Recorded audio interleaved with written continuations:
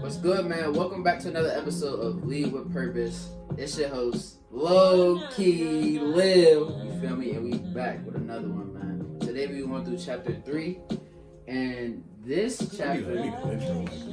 Yeah, you need an intro. Yeah. I need an intro. I'm just Coach Chuck now.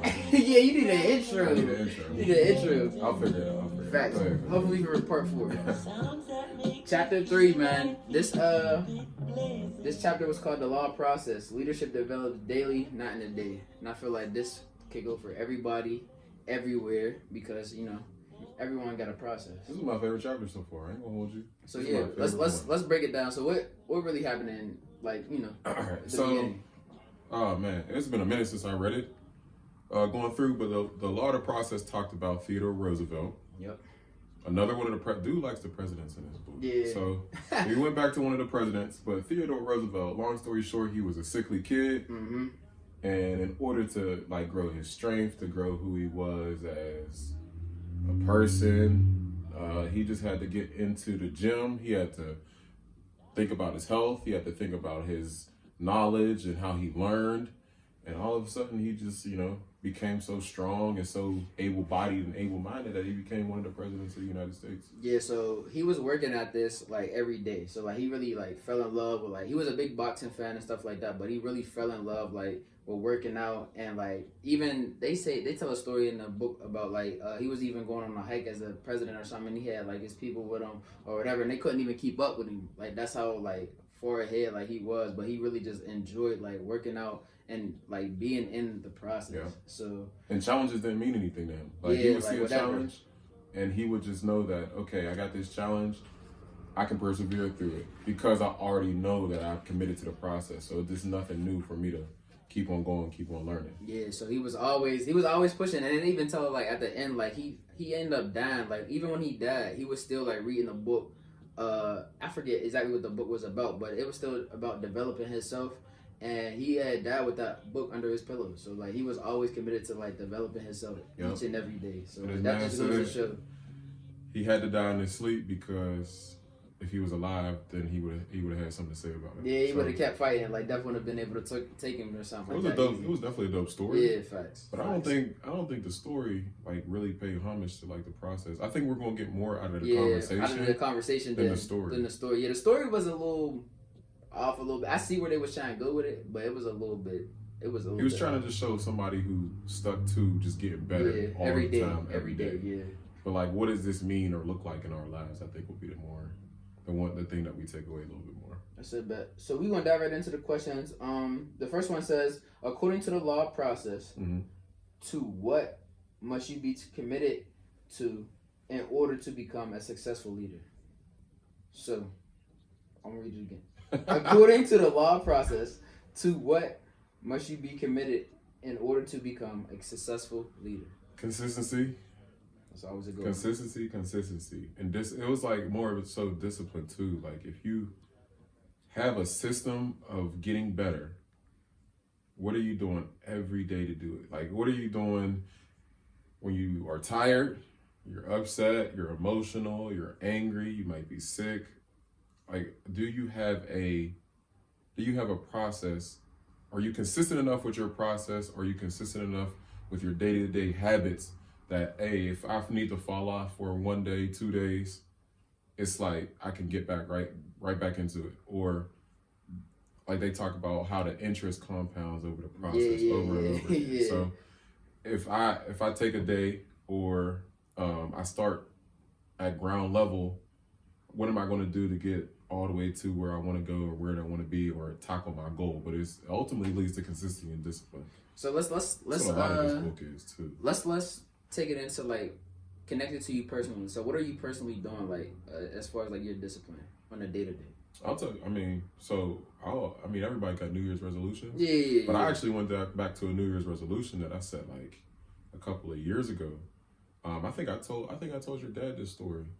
Because he came over my crib and he was like, why you got so many books at the house? How'd you read all these books and stuff? So my love for reading, I always liked reading, but it actually came more so from my wife. She reads way more than me. Way. Way, boy. She's the type of person way. she follows all these book things on the socials. She will order the same version, or she'll order different versions of the same book. She'll like. She's a bookworm, literally. It's crazy. It might be an addiction. Literally. But I'm cool with that addiction because you're learning. But it's the same. Like if you play the game for 4 hours, she can read. I've seen her read books all night, and I'm like, I don't know how you did that. I don't know how you stayed up and read that book. But she actually got me to read books a lot more. But I was always a reader, but I wanted to become more efficient at reading. But there was a point in my life where I ain't touched a book for years. And I was like, I gotta get back to it. So I'm like, man, I gotta get back to it. One, because I think it's good for you to just be like working through a book, and it helps you mentally process things. And I learned so much from books because like if I have any problem with anything, somebody went through something similar, and then they were bold enough or confident enough to write a book about it, and they told you your story, so you can go through it. So a couple of years ago, I set a goal for myself. I said I wanted to read 10 books. Long story short, the end of the year came. I ain't touch a book. So I'm like, hold on, like I know I set this goal, but like I'm not getting to it. So I had to go back and like review like what I was doing. I was like, yeah, I set the goal, but I didn't have a process of doing it. Yeah, like I didn't have something that I can like gauge or measure each something day. Something that was achievable. Yeah. So I didn't have something that was like, okay. I was just like, I want to read 10 books. All right, that's cool. Like, and that was just it. Though. Yeah, like how are you going to do that? And then since I didn't know how I was going to do that, I never committed to it, and then I ended up not doing nothing. So the next year, I'm like, okay, instead of just saying a number like 10, I'm just going to commit to a daily habit. Okay. And I committed to a daily habit of reading at least one chapter of a book a day. Mm-hmm. And what's crazy is the first book that I picked back up, it was called The Power of Habit. That's crazy. Charles. That's crazy. Doug or Dig. I gotta look it up what the dude's name is, but it's Charles something. And The Power of Habit just goes through.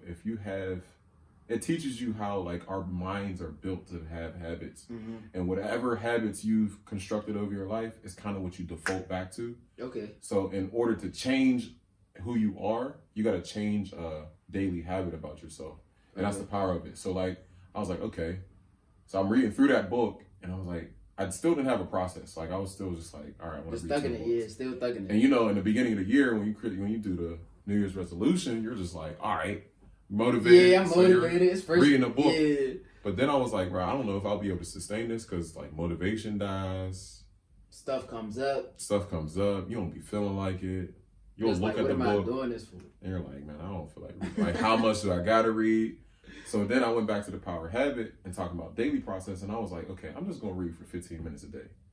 And then the book also tells you to tie your habit into something that you already do. So I had the same process for when I got to the crib. I did the same thing. Like I put my keys on the hook, walk upstairs, drop my bag off in the room, and I go into the bathroom and thug it out for like 20 minutes.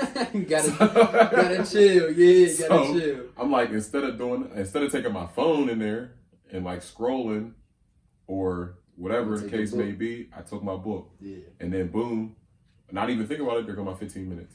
By the end of that year, like the goal was 10, but I had read 16 books without even knowing. Because I just, all right, I got to get my 15 minutes. 16.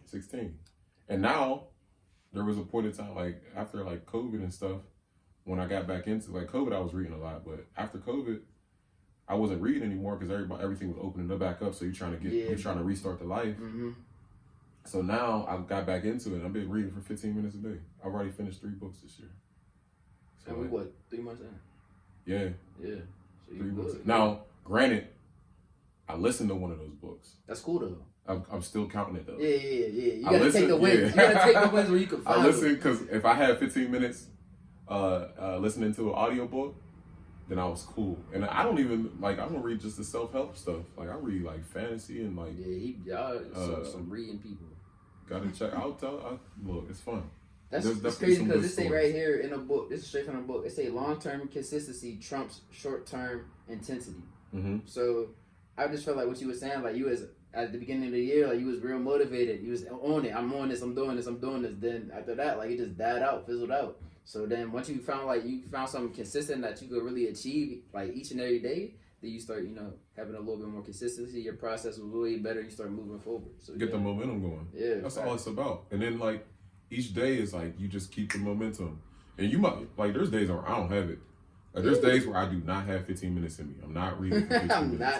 However, I stuck to my process of drop my bags off, go into the bathroom, leave my phone, take a book, and it might not be 15 minutes for a chapter. Like a chapter may be 5 minutes. Yeah, right. But if I get that chapter in, at least I can tell myself, yo, you kept momentum for the day. Yeah, facts. At least I got something done. I got something done. Chipped away at something. Same thing with working out. Like, I told myself at the beginning of the year, like, everybody got that goal. I want to get back in shape. And I even talked to my wife about this. I was like, she said the same thing. I want to get back in shape. I'm like, yeah, let's do that. Yeah. But what are you going to do? Are you going to set, what type of process or habits do you want to set for yourself? Like, the goal is cool. Like, having a goal is always cool. It is what it's cool. Like, that's that gives you something to look forward to. Or but now, what are the steps that you got to take to get to the goal? So my thing was, I was like, I'm going to run for at least 5 miles a week. Not 5 miles. Straight. But 5 total. So I'll read a mile each day for 5 days a week. Yeah. And then I'm going to try to lift or do some type of body workout 3 days. Mm-hmm. So Monday, that might look like I go to the gym and I run a mile. Right. On Tuesday, I might not have a mile. I might not have the energy or the time because I got to get home, or at practice I was already doing XYZ and I was actually coaching, or I just had something to do at school and I had to finish. So when I get to the crib, I'll do 100 push-up, sit-ups, be done. That's cool though. 5 minutes, 10 minutes, and I'm out of there. But I still kept the momentum, and then you still got a process, and you still got your daily habits. Well, go ahead. What you been doing? As far as like for my consistency, I really got the same schedule for real. I'm on it to a T, to be honest with you. Like I've been locked in on my my process, to be honest. So I started participating in Lent this year. And like usually I participate in Lent, like, something like you gotta describe Lent for the people. Yeah, I'm going to describe Lent. So Lent's basically like a fast from, certain type of things, or fast from things that you usually give a lot of the time or energy to. Mm-hmm. So my things that I fasted from, I did no juice, no fast food, and then I'm not eating until 12 p.m. and I can't eat after 12 a.m. So like those are some of the things that like I'm participating in Lent. Why I decided to do this, it's not because I was like OD on the like fast food or on the drinks or like any of that, or it's just because like I just wanted to make sure I'm testing my discipline throughout this month. Fair. And I feel like it's important to do those type of things just because like you need to have that type of discipline, self-discipline at that, because like even though I might have told some people about like what I'm doing for Lent and why I'm doing it, but like at the end of the day, like they're not gonna hold you. They're not there with you every single day, every single minute. So like you gotta hold yourself accountable, and like you gotta be disciplined. So it really falls all back on you. So when I really did it, I'm like, I'm really gonna lock in like with myself for this. Mm-hmm. So now like when I wake up, like I've been feeling a lot. I've never been like feeling fat or nothing, but like since I've been on this like journey for a little minute now, and with Lent going on, like I'm feeling a lot better. Feeling like, I got more energy, like I'm sleeping better, a lot of type stuff, because you're depriving your body of the things that, might have been knocking you down, and, throwing like your mojo and stuff out. Right. Another thing that I do, as far as my process, is working out. I work out 5 days a week, Monday through Friday. And the reason I work out, I'm not like trying to be no bodybuilder or nothing like that, but I just like to, be in shape. Like if somebody try to test me, like we could do that. We could do that. Or just to keep yourself healthy. Nah. You feel me? We could do that. Yeah. But and I just like working out. Like that's just my piece. Like that's my stress reliever. Like if anything's going on, or like I'm having a rough day or anything like that, I can just take it out on the weights, get a good sweat in, get a good run in. And I'm cool with that. Another thing that been keeping me like on that path and on that journey, like I got an Apple Watch. So my Apple Watch, I have all my things set up, and as soon as you start achieving it, it notifies you like you've been achieving goals and stuff. You feel me? So you could set all your goals on there, and you could look right onto your wrist and say, okay, like did I hit my goal or did I not? So like this is another like self accountability thing, but I have my exercise set to 60 minutes a day, and if I don't hit it, I know I didn't hit it because it's on my wrist the whole time. So like those are just some of the things that I didn't know you did. We got shared because I share with a couple people too, and like my boy KT that's in Virginia, he'll like just send me a quick text with the screenshot. Yeah, like, that's all you need. Okay, but, I see. And then that keeps you, even if you didn't have the mojo or the juice that day, like you seen somebody else do, you might be like, oh, hold up, I need to get on my P's and Q's. And I got one of my teacher friends, he's an early morning guy. Yeah, that's so why he'd be up at 4 or 5 and he'll be like, I'll see it flash, like as soon as my alarm clock go off at like 7. He'd be done already. I'll be like, yo. But I'm sad though. I gotta get it in. Yeah, I gotta get it in, but that keep you motivated. So yeah, them is just some of the things that I do to stay disciplined. Or I still share with my brother-in-law, and it'd be 5 in the morning. Sometimes he'll go in the evening. Be like, bro, finish the workout. And it'll be at that point where I really could go either way. Like I'll be sitting there like I could chill, or I could just did it do up it real quick. You feel me? So yeah. And that's another thing that goes with discipline. Sometimes you really just gotta tell yourself, like, yo, just start. Do it. And you know, it's funny that got me going with it. It's when you start doing stuff and reading, and you start aligning yourself with like things to better yourself. Yeah. It's crazy how stuff pops up. I know social media. Yeah. I know social media does a lot of it. Like it be listening to us and it like reads Mm-hmm. your algorithm.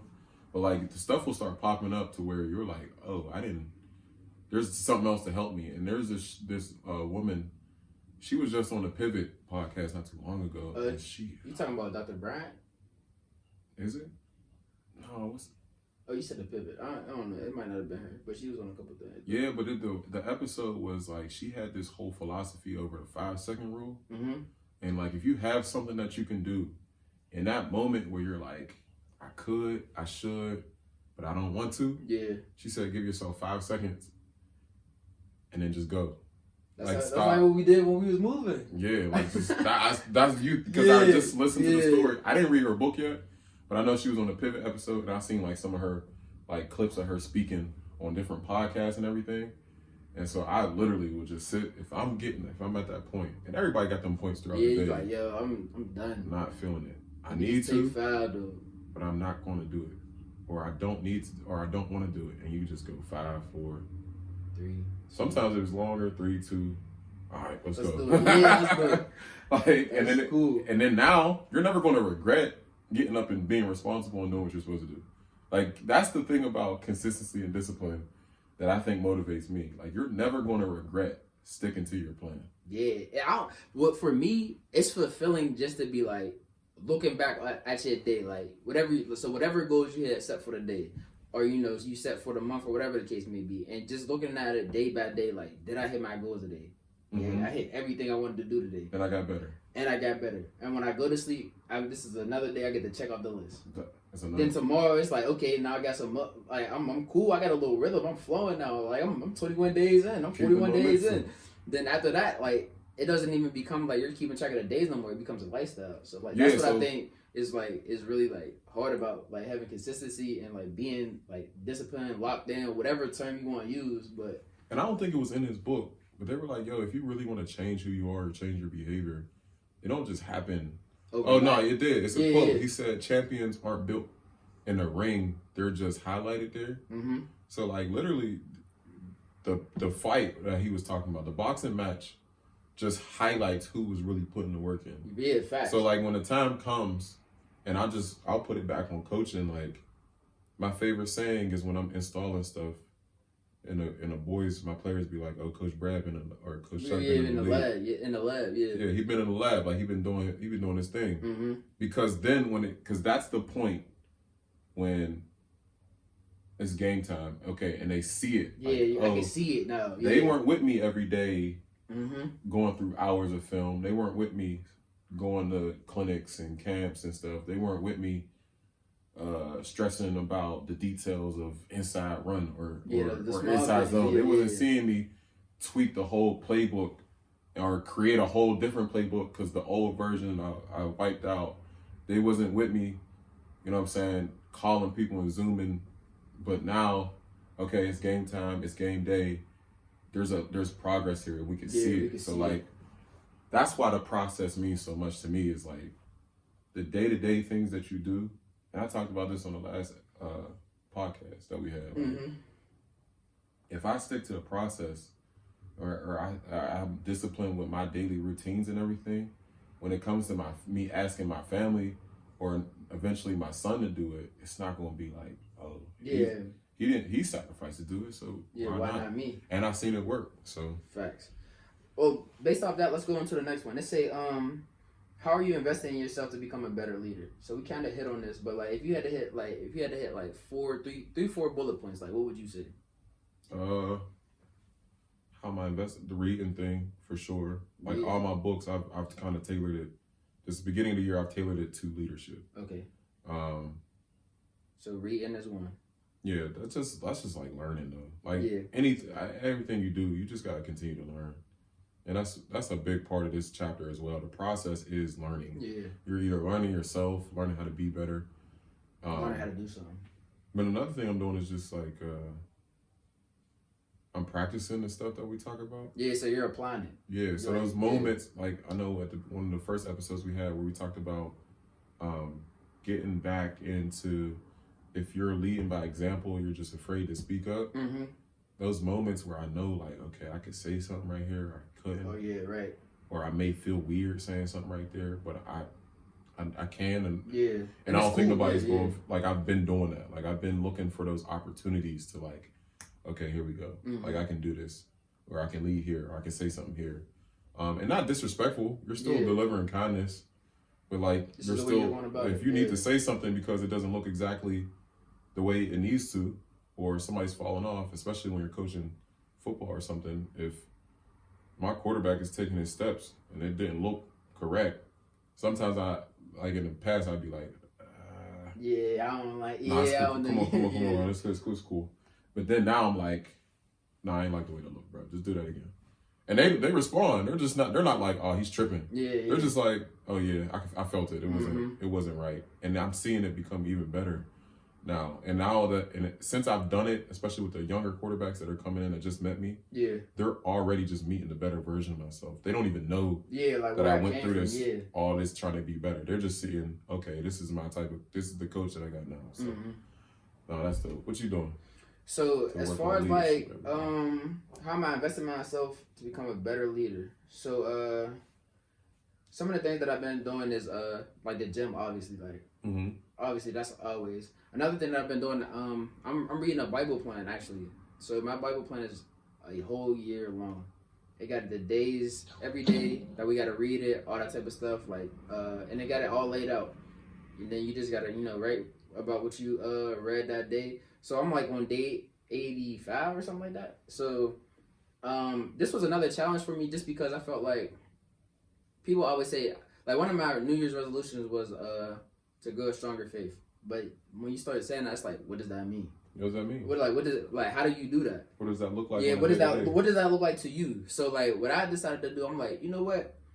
Let me actually like do a Bible plan. Like let me see like how I could develop my faith through there. Yeah. And then connecting those like readings to like my daily life. Because some of the things like in the Bible are like, they say a lot of direct things, but it's applied into, back in their times. You know what I mean? Yeah. So how can you apply that to your life? So I'm learning how to do that. And my third thing was just like with the content and stuff like that. I feel like the podcast is picking up slowly picking up traction.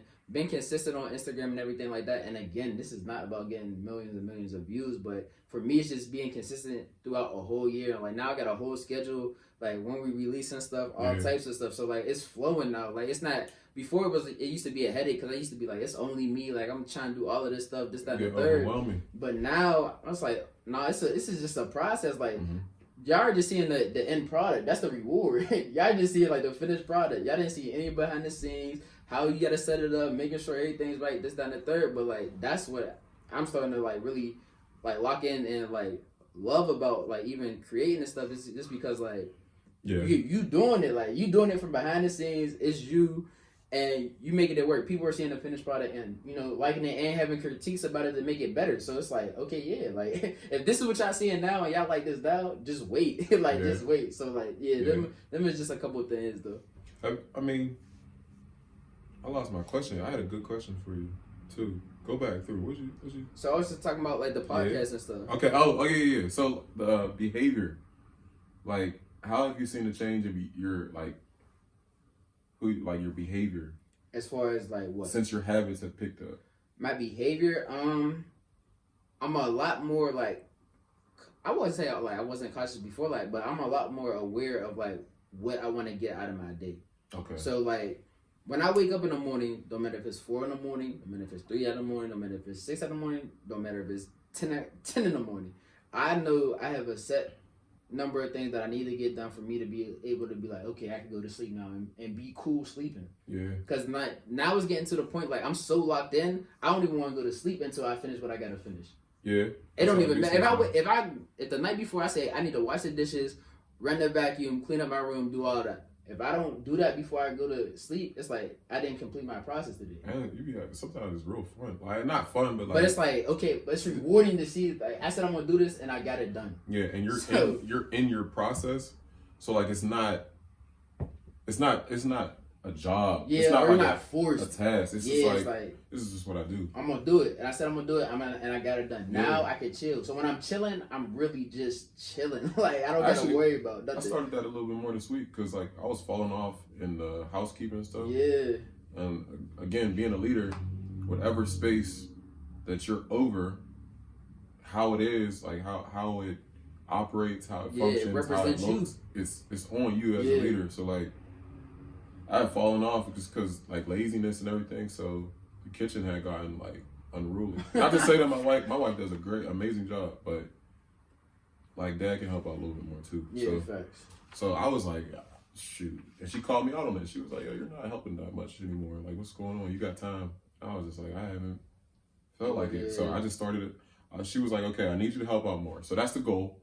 Like, okay, and immediately my mind goes to how can I help out? What does helping out look like? What does that mean every day? But how can I fit this into my schedule with everything else I'm trying to do? Right. So I'm like, okay, I could wash the dishes every day.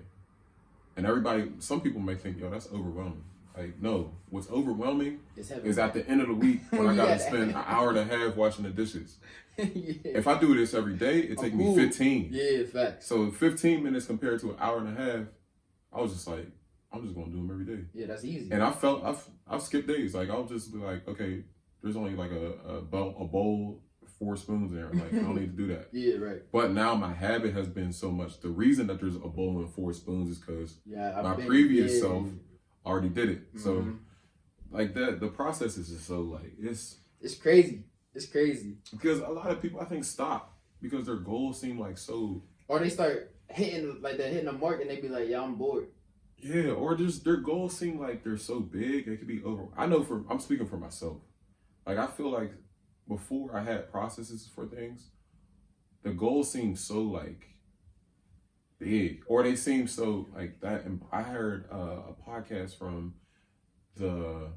he's the CEO of Snapchat. Mm-hmm. He's the CEO of Snapchat, and he was talking, like, the host of the podcast, Steve Barrett. Right. It's my man's Diary of a CEO. If you guys have not checked out that podcast, yeah, I think he got some of the most like knowledgeable people on there ever. Like they're the most fascinating people are coming on that show. Mm-hmm. But the CEO of Snapchat was on the show, and he was like how, and then he kind of asked him like, how do you defeat imposter syndrome? Mm-hmm. And dude was like, I kind of lean into it because imposter syndrome. It's not really because you're like you just have to build up the proof against your own thoughts that you are who you say you are. Mm-hmm. And a lot of times imposter syndrome comes from like you not feeling like you did enough, which is good because it keeps you motivated. Right. It keeps you motivated to go through the process. It keeps you motivated to not stop and not quit. But he was saying like I defeated it because I know every day I do it. Mm-hmm. Like so you can say that you're a reader. Or you can say that you're a person that goes to the gym because of your daily habits.